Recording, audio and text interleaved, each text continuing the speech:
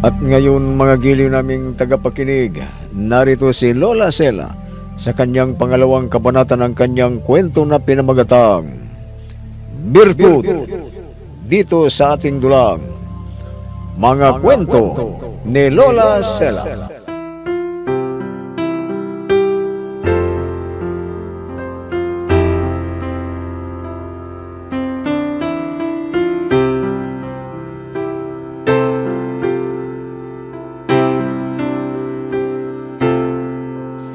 Habang nagre-renda ng karosa niya si Eden, kasama si Hikari, ay biglang tumawid si Batar dahil hinahabol ang kanyang saranggola. Napatigil kagad ni Eden ang kabayo. Subalit, sinaktan niya si Batar. Galit ang ina ni Batar dahil hindi man lang pinagpasensyahan ang anak. Pagdating nila Eden sa bahay nila, ay ipinakilala si Hikari sa ina. Subalit, ipinahalatang ayaw niya sa dalaga. Napansin agad yun ni Hikari, kaya umalis na siya at hindi na napigilan ni Eden. Sinundan niya ang dalaga, pero hindi na niya nakita. At huminto siya sa tapat ng bahay nilang Batar. At nakita naman niya ang pumukol ng hinog na rambutan at tinamaan ang bubong ng karosa ni Eden. Kaya nasaktan na naman niya ito.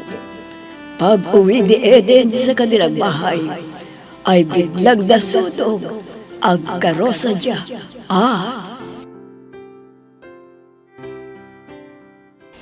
Ano? Malas? Paano mo nasabing malas, iho? Nung sinundo ko si Hikari, kamunti ko ng masagasaan yun. Dahil biglang tumakbo sa kalsada. Buti na lang, Mama, at napahinto ko kagad ng kabayo. Kung hindi, nasagkasaan ko. Tapos nang sinundan ko si Hikari, binato naman niya ang karosa ko. Kaya inis ako, Mama. Tapos parang lumalayo ang loob sa akin ni Hikari. Dahil sa kanya. Ay naku, Eden. Huwag mo lang isisi sa abno yan. Alam mo, hindi ko gusto ang babaeng yon para sa iyo. Bakit naman, Mama? Ito! Mga kapitbahay! Sunog! Sunog! Sunog! Karosa nila! Eden, yung karusa mo nasusunog! Hindi! Hindi! Tumawag kayo ng bumbero! Patayin ang apoy! Baka madamay ang bahay! Sige, Mama.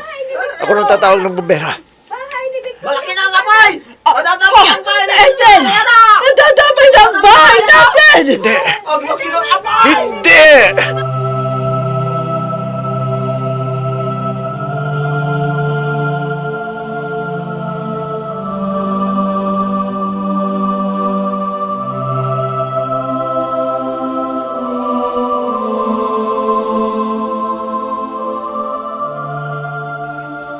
Saan kaya ang sunog? Limang pumatay sunog na. Palagay ko, malaki ang sunog. Ang dami ng pamatay sunog ang duman dito. Ayun, kitang-kita ang usok mula rito. Naku, kawawa naman ang mga nasunugan. Ay, bibili na lang ako ng sabon. Dahil tamang-tama ang init ng araw.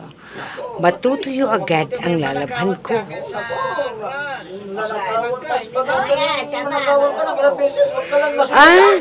Pabili po ng sabon, palaba. Yung dati nang binibili ko. Hikari! Hikari! Oh, Dasya! Bakit? Anong balita? Naku! Alam mo ba kung kaninong bahay yung nasusunog? Ha? Bakit? Kaninong bahay ba yun? Bahay nila Eden. Ano? Bahay nila Eden ang nasunog? At bakit? Oo. Paano nasunog ang bahay nila? Sabi ng mga nakausap ko unang nasunog daw ang karosa niya. Tapos, nadamay na ang bahay. Ha? Mahabaging ala. Baka isisi na naman niya kay Matar. Kailangan masabihan ko ang Matar na yon para itago muna siya. Baka kung ano na naman ang maisipang gawin ni Eden sa kanya.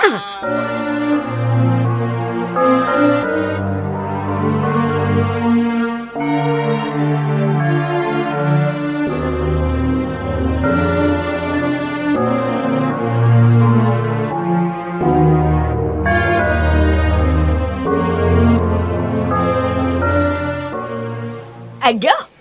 Nasunog ang bahay ng salbahing lalaking yun? Opo, Aling Dana.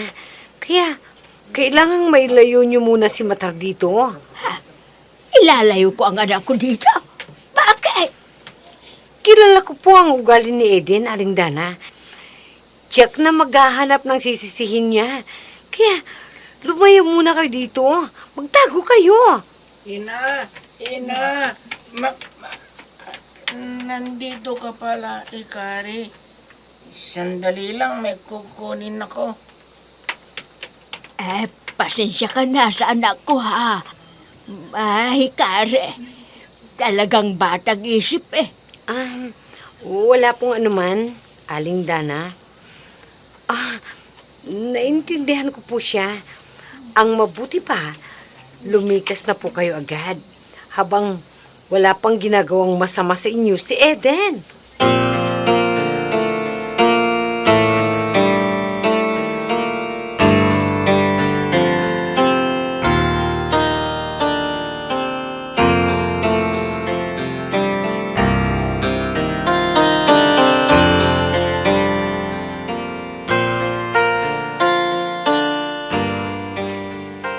Mabuti naman kung ganon.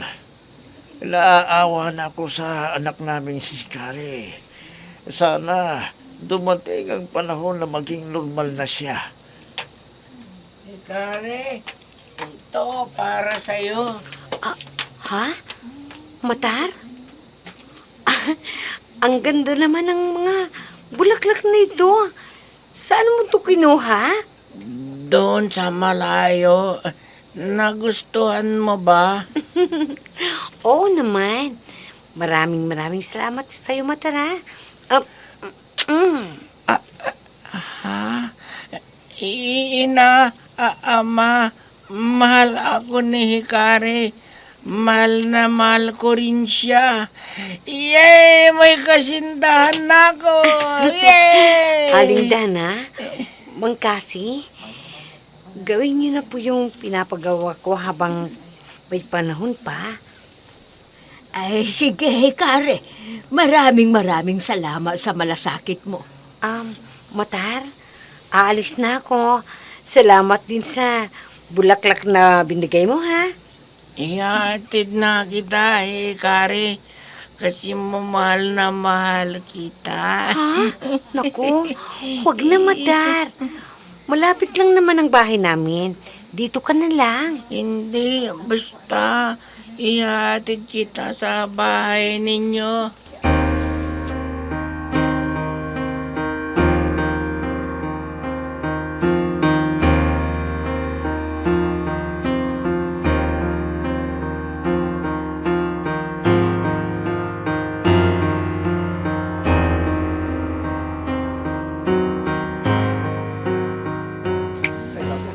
Naapo, bahay ni Dunya Diana.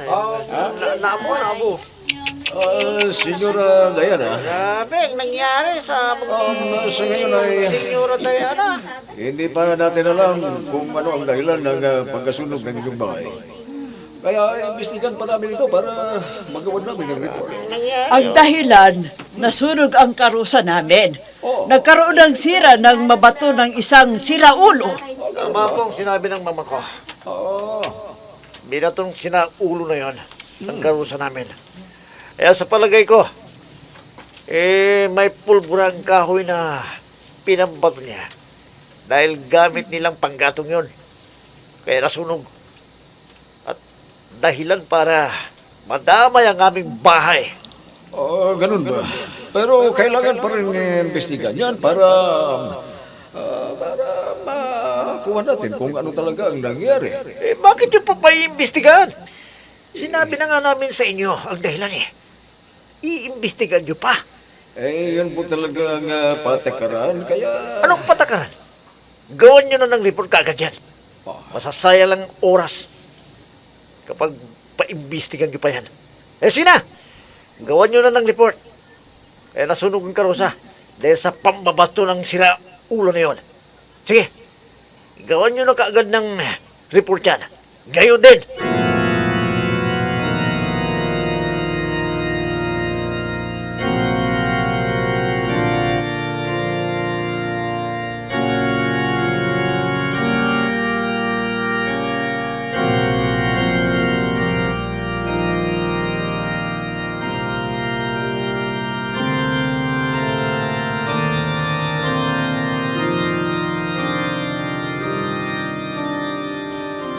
Ay, kailangang maisaradong buti itong bahay. Dana, ipinid natin lahat ang bintana. Ihanda mo na lahat yung dadalhin natin. Oo kasi. Ay nako, ano na naman ba itong dumating na problema sa amin? Eh, sana ay gabayan tayo ng mahabaging ala. Oh, ayan, nakapag-impake na ako ng mga gamit natin kasi wala na bang nakalimutan? Wala na siguro. Teka, saan ba talaga tayo pupunta, ha? Sa kamag-anak ko doon, sa bayan ng Suez. Hindi kayo nakakahiya na makikitira tayo doon. Hindi kasi. Nakitira din sila sa amin noong natabunan ng lupa ang bahay nila noong may gumuhong bundok. Kaya wala tayong dapat ikahiya. Ako, paano itong bahay natin? Walang maiiwan. Baka sunugin ni Eden ng bahay natin, Dana. Ay nako, wag naman sana. Oh, humanda na kayo. Baka dumating na yung kausap ko na sasakyan nating kalesa papuntang bayan ng Suez. Nandyan na yung kalesa. Ayun na. Matar, anak! Halika na. Tulungan mo akong magbuhat ng mga gamit natin. Dalian mo! Matar!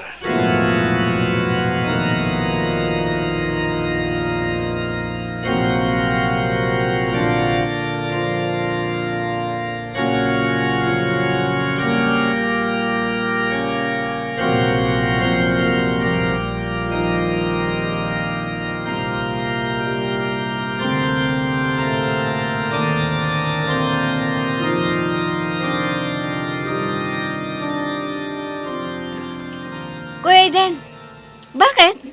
Anong nangyari sa bahay natin? Sinunog nila, Aya. Ano? Sinong nanunog? Bakit hindi ninyo ipahuli sa pulis at ikulong? Hindi mo na. Dahil may plano ako sa baliw na yon. Ha? Ang ibig mong sabihin, baliw ang nanunog ng bahay natin? Kung baliw, paano natin pananagutin sa ginawa niya? Alam kong hindi natin siya makakasuhan dahil baliw nga. Pero, gaganti lang ako. Gaganti ka? Paano ka makakaganti sa kanya? Madali lang, Aya. Ako nang bahala doon. Kailangang mawala sa landas ko ang baliw na yon. Malas siya.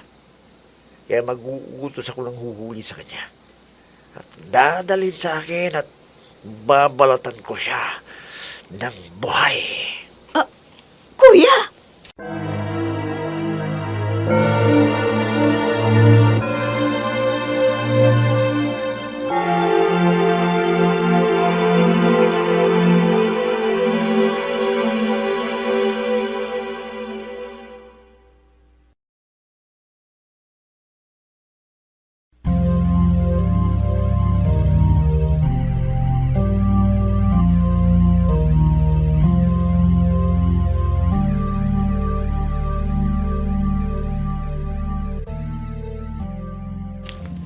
Ano? Gustong ikasal na ni Kuya Eden ang hikari na yun? Oo, yan ang sabi sa akin. Pero hindi ko siya sinagot. Dahil hindi ko kursunada ang babaeng yon para sa kuya mo. Nakakahiya sa mga kamag-anak at mga kaibigan natin na ang mapapangasawa ng kuya mo ay isang gusgusin at mahirap lang ang buhay. Napaka-ambisyosa naman ang hikari na yun. Ito naman si kuya, tanga. Bakit yun pa ang napili? Ay, nako. Ewan ko ba sa kuya mo? Patay na patay sa babaeng yon. Hindi ko na nga pinansin ang isinama niya rito eh. Hayaan niyo, Mama. Kakausapin ko si kuya para maghanap na siya ng ibang babae. Sige, Iha. Kausapin mo. Akala mo kasi nauubusan ng babae. Ang napili pa isang gusgusin. Siya nga pala, Mama. Kailangan makapagpagawa tayo kaagad ng bagong bahay natin. Oo naman, Iha. Alam mo, may kausap na akong inhinyero. May binigay siyang presyo at nagkasundo kaming dalawa. At magpapatayo na siya ng bagong bahay natin. Modelo at mas malaki kaysa dati. Kailangan na ang gagamiting materyales ay yung hindi basta-basta nasusunog. Oo naman, Iha. Yan ang sinabi ko sa inhinyero. Oh, humanda ka na. Sama ka sa amin ng kuya mo. Ha? Saan tayo pupunta, Mama? Saan pa di bibili tayo ng bagong karosa? Sige, Mama. At ako na ang pipili ng bibilhin natin.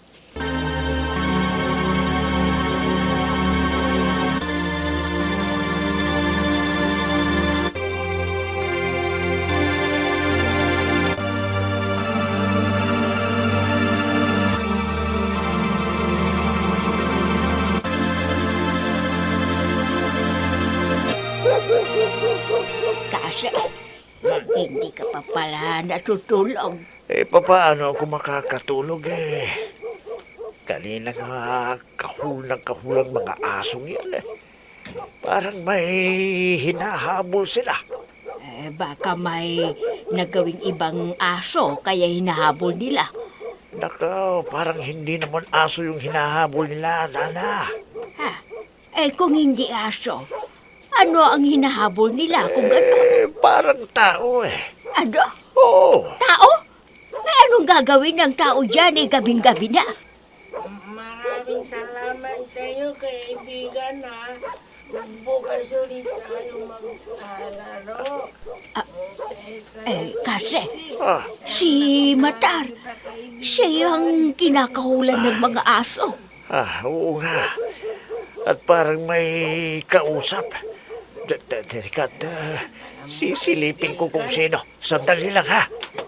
Nakakatuwa ka talagang kalaro. Ha? Sige, bukas ulit, ha. O ano, nasili mo na ba siya? Sino ang kausap niya kasi? Maliwanag sa labas dahil may hasag. Tanaw-tanaw ko siya. Pero wala akong makitang kausap niya, Dana. Ano? Pero nagsasalita siya. Parang may kausap siya eh. Dana, wala nga akong makita. Masamang kutob ko, Dana. Masama talaga.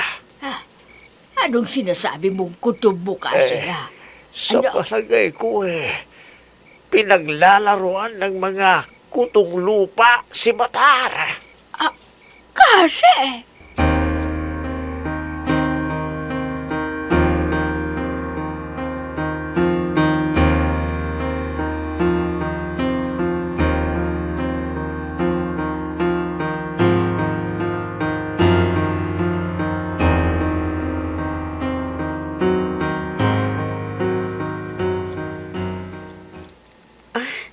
Buti na lang at dumalaw ka sa amin, Dasya.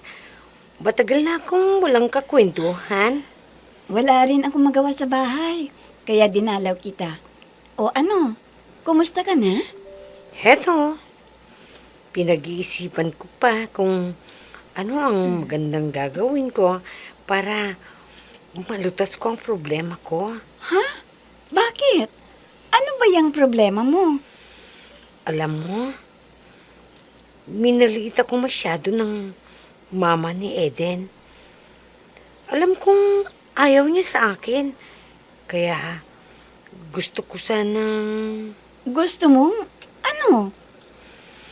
Gusto ko nang makipagkalas kay Eden.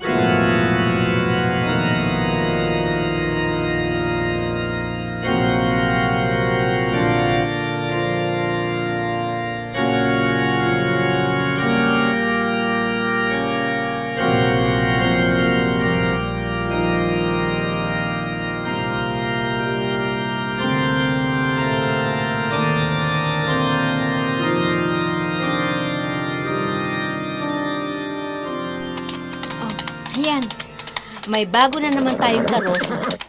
Mas malaki at mas magara. Oo, Aya. Kailangan masubukan natin. Nag-ikot-ikot tayo dito sa bayan. O sige, maglibot-libot tayo. Punta tayo sa bayan ng Banha.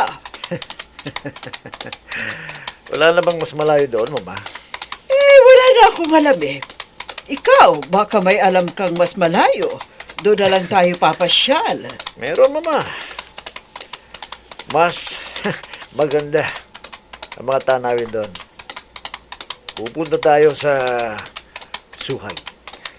Tama. Doon na lang tayo pupunta, Kuya. Para masubukan natin ang tibay nitong bagong karusa.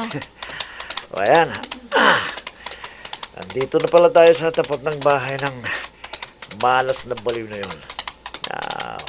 Bumunto sa bubong ng karusa natin.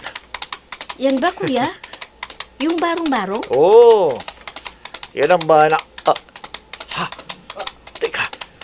May kabayong tumabi sa daan. Bababa ka natin! Yan!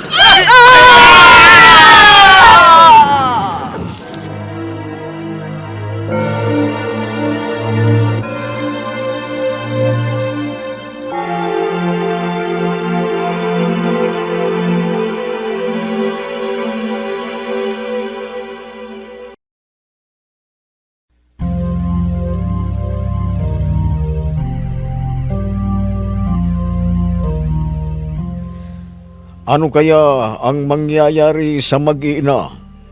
Mga giliw naming tagapakinig, abangan ang susunod na kabanata ng ating kwento na pinamagatang Birtud, dito sa ating dulang Mga Kwento ni Lola Sela. Mga nagbigay buhay sa ating dula: Myra Abrihal Narnola, Susan Maligdem, Ami Diaz, Oscar Ora, Robert Di Guzman, Jun Cabato, Eva Alcoreza. Technical Supervision at Musika, Oscar Ora. Nilapatan ng tunog, Robert Di Guzman. Sa panulat at direksyon, Emma Dalupe. Mga Kwento ni Lola Sela. Inihahandog ng IFRE Recording Studio para sa Pambansang Radyo ng Pilipinas, Bombo Radio, Philippines.